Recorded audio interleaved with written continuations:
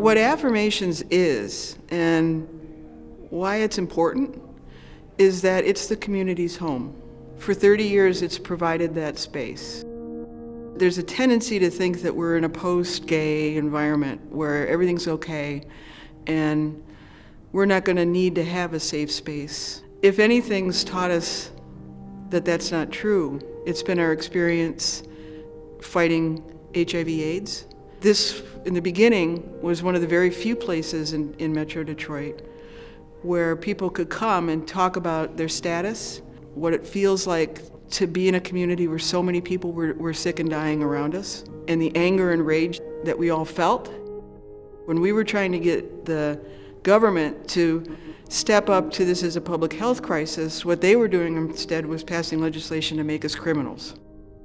There was an organization in town called the Michigan Organization for Human Rights. They got a grant from the city of Detroit to start a community center. Moore got a block grant, and so that started a center there in Detroit on 6 Mile. And one of the big programs, or one of the big things we did, was a helpline. And that's really was the internet of the day. And we would get suicide calls, my parents just threw me out, what do I do, where do I go? And we worked with local shelters to help us. So we built a resource book of our own, and people reached us through the helpline. And when the Moore Center was on a grant, and when the one-year grant ended, they were going to close the center. So the phone group said, well, we want to keep going, so we need to do something. So this group of hotline volunteers created Affirmations. When we moved out of what was then the Moore building to a house in Detroit, the owners of that home were Sue Pittman and Chris Puckett. And they were murdered about a year after the time that I'm talking about by their next door neighbors who didn't want to live next door to a lesbian. A guy just walked out with a shotgun and murdered them in their front yard one day. It became really clear very quickly that we needed more than just a hotline. People needed more than just someone on the phone. They needed to actually meet each other. When we moved in here to our 3 rooms in Ferndale, where we started, we had 3 months rent in the bank, and that was it.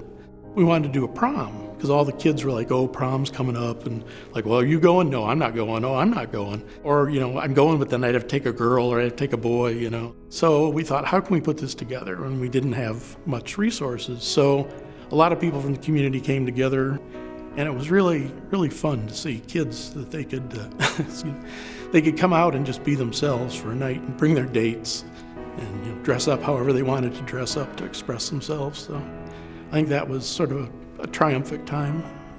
It was really a special time.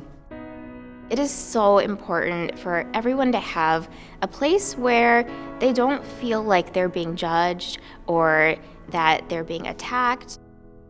I was personally going through a difficult time. The election had just happened. So like many people, I think getting involved and taking action was at the forefront. I would describe Affirmations as a place for comfort, a place for safety. So I'm really glad they made Affirmations, and it really helps younger boys my age and up. It's like a free, no judgment zone, so you can be whoever you want, whenever you want to be, without anybody judging you or telling you to take the nails or the hair off. It's still difficult for people to come out. People think that it should be easier these days because so many things are more accepted, but people still have to come out to family and friends and work and their churches. I feel like I can be myself.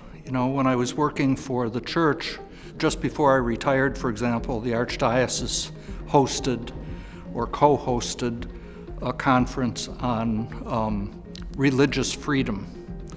And what they meant by religious freedom was the freedom to tell gay people they're not permitted to adopt children and they shouldn't get married, or there isn't a marriage, so why even talk about it? So it was a constant, a constant bumping up against who I am as a person and what I was expected to be.